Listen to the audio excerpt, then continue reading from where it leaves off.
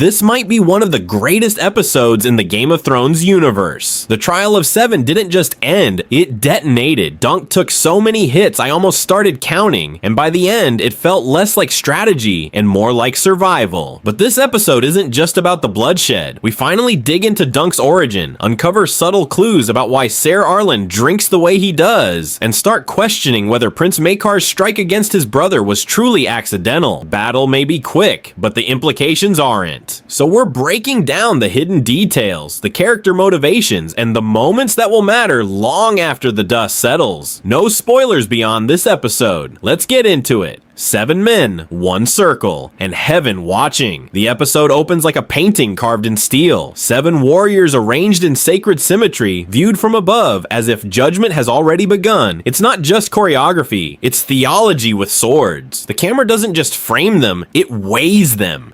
A trial of 7 isn't a duel, it's a divine committee meeting. Why let one face of God decide your fate when you can summon the full board of directors? The faith may preach one God, but that God comes with 7 personalities. Mother, warrior, stranger, the whole spiritual lineup. And when someone mutters, the gods will decide, what they really mean is, heaven's about to vote. And the Targaryens? They've always been religious, politically. On paper, they bent the knee to the faith after Aegon's conquest. In practice, they kept their Valyrian habits tucked behind castle doors. Publicly pious. Privately, blood bond weddings and family trees shaped like wreaths. Conversion made ruling easier. Tradition made them feel superior. Faith was the crown. Fire was the inheritance. And that's what makes this trial explosive. The last time Westeros saw one of these, it ended in carnage. Maegor walked away. Everyone else didn't. A trial of 7 isn't rare, it's apocalyptic, which is why even princes blinked when it was invoked. Because once you call on the gods, you don't get to control the verdict. Then comes Baelor. Then suddenly, this isn't just combat, it's politics with armor. A prince siding against his own blood, against his own brother, against 3 members of the Kingsguard. That's not rebellion, that's a statement. Baelor isn't defending Dunk, he's defending the idea of justice. And more importantly, he's defending the reputation of the crown, because Aerion didn't just assault a puppeteer, he embarrassed the dynasty. And here's the tactical genius hiding in plain sight. 3 of Aerion's champions wear white cloaks, sworn to protect royal blood, which means Baelor can engage them freely, but they cannot kill him without breaking their vows. It's legal chess, sword law, a loophole wrapped in steel. When someone questions the honor of it, Baelor doesn't flinch. The gods will judge. Translation, I know exactly what I'm doing, but strategy only matters if you survive long enough to use it. Across the field stand veterans, heirs, hotheads, and men who just got knighted 5 minutes ago. This isn't a tournament. There are no points, no applause. You win by breathing when the others stop. Stay mounted, stay calm, stay alive. Because once you hit the ground in 80 pounds of armor, exhaustion arrives before mercy does. And beneath the steel, there's fear, real fear. Dunk's nerves don't make him weak, they make him human. Vomiting before battle isn't cowardice. It's the body understanding what the mind is trying not to. Raymond's green, Harding's steady, veterans mask fear, new knights taste it. This isn't about glory, it's about whether your legs still work after the first charge. Then Lionel drops a line that cuts deeper than a blade.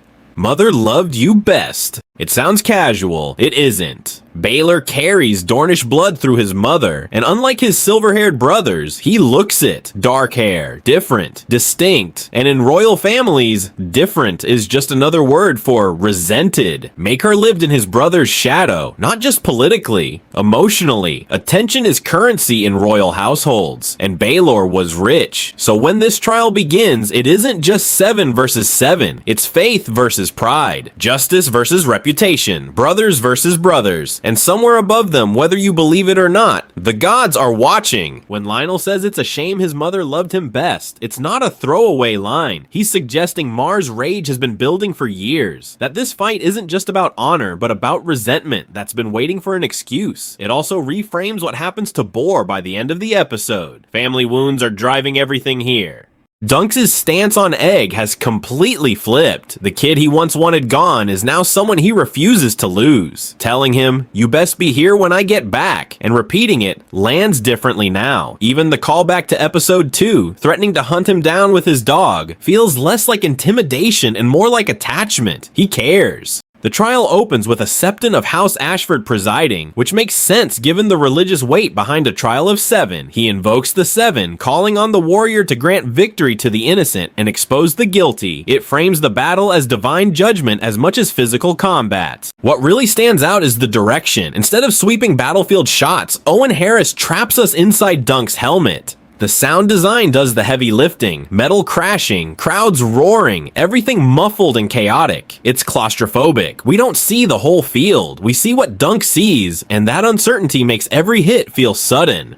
We briefly spot Prince Darren, Mar's eldest son, marked by the green feather on his helm. Last episode, he promised Dunk he'd fall after the first tilt and play dead. The green is symbolic, untested, inexperienced. In Westeros, green boys are knights who haven't seen real war. It's a small detail, but it adds tension before the horn even sounds. Once the joust begins, there are no safety nets. In a trial of 7, squires can't step in, which is why Egg is stuck watching. After lances shatter, knights can switch weapons, and that's where the gap between Dunk and Aerion becomes obvious. Dunk has size and strength, but Aerion has elite training, better armor, superior weapons, and years of preparation. As Lord Ashford said earlier in the season, sword and shield do not make a knight, but they certainly help. The fight turns brutal fast. A shard of Aerion's lance lodges into Dunk's torso, an injury that would end most men. Chaos erupts around them, and before Dunk can recover, Aerion's Morning Star knocks him out cold. We then flash back to the Battle of Redgrass Field, the decisive clash of the First Blackfire Rebellion. King Darren II's forces defeated his half-brother Daemon Blackfire, the Black Dragon, who claimed the throne through the ancestral sword Blackfire, his legitimization by Aegon IV, and lingering doubts about Darren's parentage. The rebellion ended there, but its consequences clearly didn't. A young Dunk scavenges the battlefield, collecting scraps to survive. The ground is littered with arrows, a reminder of Brynden Rivers and his elite archers, the Raven's Teeth, who played a key role in the Loyalist victory. It's a harsh introduction to the world Dunk grew up in. War first, mercy second. We meet Rafe, one of the street kids from Flea Bottom. The books keep Dunk's early life vague, only mentioning he ran with kids like Rafe, Pudding, and Ferret before Sir Arlen took him in. The show expands that history, giving us a clearer picture of how desperate things were. When they find a Hightower knight crushed beneath his horse, Rafe thinks in terms of ransom. Dunk thinks in terms of mercy. That difference says a lot. House Hightower famously split its forces during the rebellion, backing both sides to ensure survival no matter who won. It's almost poetic that one of their knights is now stuck between life and death. Back in Flea Bottom, life is just as brutal. The wounded flood the streets. A corrupt one-handed gold cloak named Alistair extorts what little people have. Dunk and Rafe earn 2 silver stags from scavenging, but even that isn't enough to escape. Travel costs have doubled. Every step toward freedom feels blocked. They dream of the free cities across the narrow sea, places like Bravos or Pentos, anywhere but King's Landing. But Dunk hesitates, still holding on to the idea that his mother might return for him. Rafe sees that hope as weakness. If you want a family, she implies, you don't wait for one, you make one. The turning point comes when Alistair finds their hidden savings. Months, maybe years, gone in seconds. Rafe fights back and pays with her life. It's sudden and cruel, reinforcing how unforgiving this world is. That's when Sir Arlen of Pennytree enters Dunk's life. Drunk, rough, far from glamorous. But when he steps in to defend Dunk, it's not for fame or coin. It's instinct, it's duty. His fighting is messy and unrefined, but it's real. In a world obsessed with titles and pageantry, Arlan shows what knighthood actually looks like. If you looked closely at Sir Arlan's camp earlier in the episode, you might have noticed a small helm engraved near his things. In the book, Arlan's nephew and squire, Roger of Pennytree, was killed at the Battle of Redgrass Field only days before these events. The purple flowers placed at his grave mirror the ones Dunk leaves for Arlan in episode 1. It strongly suggests Arlan's drinking isn't just habit, it's grief. That ties directly into one of the episode's core themes, failing to protect the people who need you. Dunk apologizes to Rafe after her death because he wasn't there. He later apologizes to Prince Baelor as the prince collapses. That guilt becomes fuel. It's likely the true reason Dunk wants to be a knight, not for glory, but so that one day he can protect the innocent the way Arlen once protected him.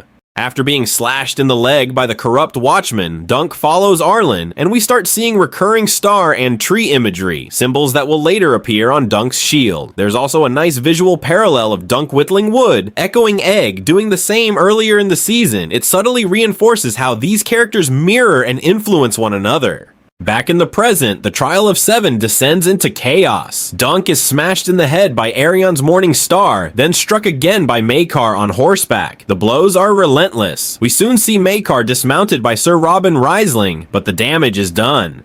Dunk manages to mount Aerion, which would be suffocating. Well over 300 pounds of combined man and armor crushing down. From the stands, Egg watches in horror as Dunk is stabbed repeatedly. At least 9 times blades pierce his mail. The real turning point, though, is Dunk's savage slash to Aerion's inner thigh. It's a dangerous wound, one that could easily sever an artery. Maekar cries out for his son, but is restrained. Dunk collapses from exhaustion. Aerion demands he yield. If Dunk cannot continue, the accusers win by default. Aerion even declares him dead, and the hornblower nearly ends the trial, but Dunk hears Arlan's voice telling him to get up. The crowd begins to rally behind him. With everything left in him, Dunk rises, takes Aerion to the ground, and beats him with the very shield meant to protect a prince. Aerion's helm flips open, revealing bloodied filed teeth. Finally, he yields. In the background, the rest of the field is still active. Maekar battling Riesling and Lionel Baratheon, Raymond clashing with Stefan, but once Aerion formally withdraws his accusation, the horn sounds. The trial is over. Dunk drags Aerion forward and drops him aside without ceremony.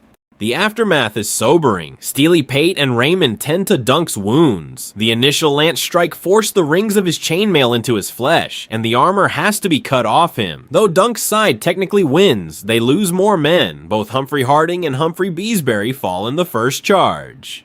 Then Prince Baelor enters. Despite his injuries, Dunk kneels and tells him, "I am your man." It's a formal offer of service. Dunk has no lands, no wealth, only his sword and his loyalty. By offering himself, he acknowledges that without Baelor stepping forward, the trial would never have happened.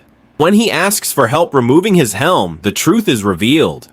The back of his skull has been crushed by a mace blow. He collapses. The episode cuts to black.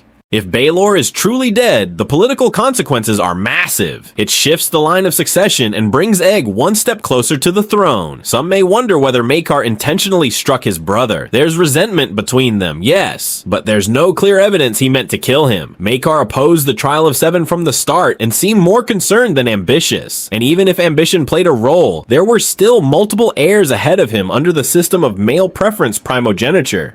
What's certain is this: Dunk is cleared of all charges, but at an enormous cost. His name will spread after this battle, but fame in Westeros is rarely clean. The question now is where he goes from here. Does he remain a hedge knight, or does Baelor's death pull him deeper into royal service and the dangerous politics of the realm? I'd love to hear your thoughts and theories about what comes next.